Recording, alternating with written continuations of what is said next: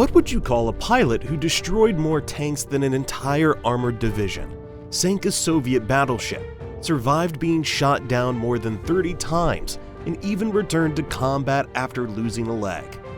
To the Germans of World War II, he was celebrated as a hero. For the Soviets, he was a relentless adversary. For historians today, he remains a deeply controversial figure. This is the story of Hans-Ulrich Rudel, the most decorated pilot in German military history. His career is marked by extraordinary persistence, deadly efficiency, and an almost unmatched record of survival. Hans-Ulrich Rudel was born in 1916 in Silesia, then part of Germany. His childhood and early education offered little sign of the career that lay ahead. During his Luftwaffe training, Rudel was not considered a particularly capable pilot. His instructors noted that he lacked the instinct and adaptability needed for combat. As a result, he was assigned to a reconnaissance unit, rather than to a frontline combat wing. While many of his peers flew combat sorties, Rudel spent his time on observation flights, photographing enemy positions. But Rudel was determined. He repeatedly applied for transfer to a dive bombing unit, facing several rejections before finally being accepted in 1941, just as Germany was preparing to invade the Soviet Union. The aircraft that would come to define his career was the Junkers Ju-87 Stuka. By that time, the Stuka was already regarded as outdated, slow, vulnerable to enemy fighters, and ungainly in design. Yet it remained highly effective in its primary role, precision dive bombing. Its terrifying sirens, the Jericho trumpets, amplified its psychological impact on the battlefield. This was the aircraft Rudel would transform into one of the most feared weapons on the Eastern Front. Operation Barbarossa, the invasion of the Soviet Union in June 1941, gave Rudel the opportunity he had long sought. Flying missions in support of advancing German forces, he quickly gained a reputation for daring and precision. At first, Rudel carried out standard bombing runs, but his attention soon shifted toward the Soviet Union's most formidable weapon, the T-34 tank. The T-34, with its sloped armor, speed, and mass production, shocked German commanders. Standard German anti-tank guns were often ineffective, and entire armored engagements tilted in the Soviets' favor. Rudel began experimenting with low-altitude attack angles, aiming specifically at the tank's thinner rear and top armor. During the opening phases of Barbarossa, Rudel refined these methods. Reports from the front described him flying dangerously low, sometimes at treetop level, to release his ordnance with deadly accuracy.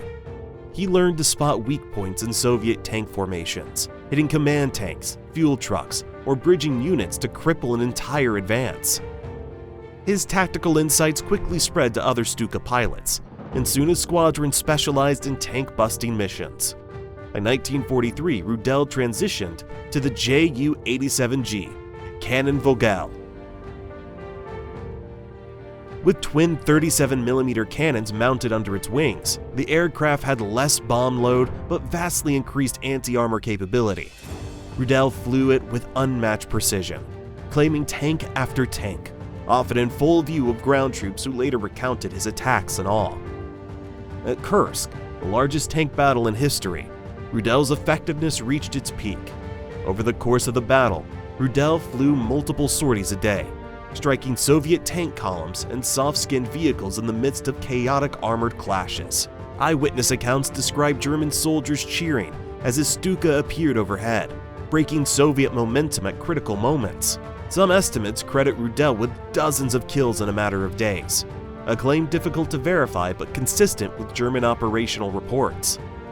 Beyond Kursk, Rudel fought across the Eastern Front, in the Caucasus Mountains, where terrain limited tank maneuverability and gave his Stuka added advantage, in Belarus, harassing Soviet supply lines, and in Ukraine and Poland, where retreating German forces relied heavily on his sorties to slow Soviet breakthroughs. The sheer number of claimed tank kills, over 500, is staggering, even when factoring in exaggeration common to wartime reports. His tally illustrates the unique and devastating role he played in armored warfare. For Soviet tank crews, the sight of the cannon bird was synonymous with death from above. Rudel's most dramatic single achievement came not over land, but over water. In September 1941, during the siege of Leningrad, the Soviet battleship Marat bombarded German positions with its heavy guns. Rudel and his squadron were ordered to neutralize the threat. On September 23rd, Rudel dove toward the ship through intense anti-aircraft fire. Black clouds of shell bursts and tracer fire surrounded him, but he pressed on.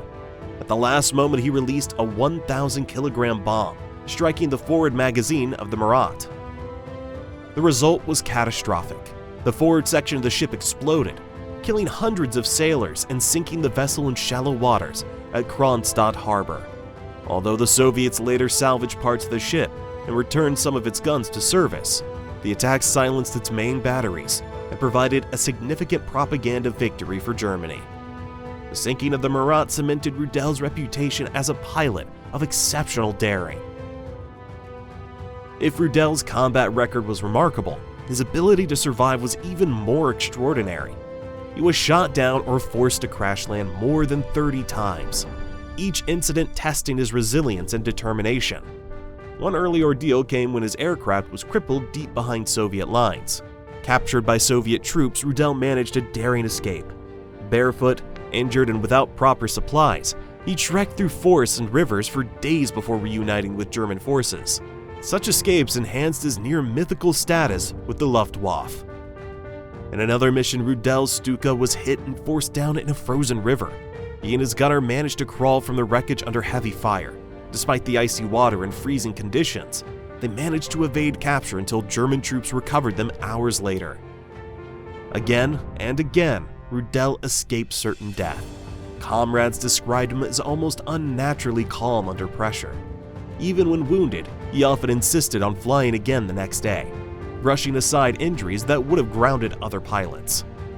The most dramatic incident occurred in February 1945. With the Third Reich in its final months, Rudel continued flying missions despite dwindling fuel, ammunition, and aircraft. During one sortie, Soviet anti-aircraft fire struck his Stuka, and shrapnel tore into his right leg. Bleeding heavily, he managed to crash land the crippled plane. Surgeons amputated his leg below the knee. For most pilots, this would have been the end. But within 6 weeks, Rudel was back in the cockpit, his prosthetic leg strapped firmly into place. He continued to lead missions until Germany's surrender in May 1945. His survival rate was nothing short of astonishing. Each return from the battlefield, sometimes limping, sometimes dragged from a wreck, contributed to his reputation as a man who could not be killed. By the end of the war, Rudel had flown over 2,500 combat missions, more than any other pilot in history. His claimed record included over 500 tanks, hundreds of artillery pieces, dozens of landing craft, and a battleship.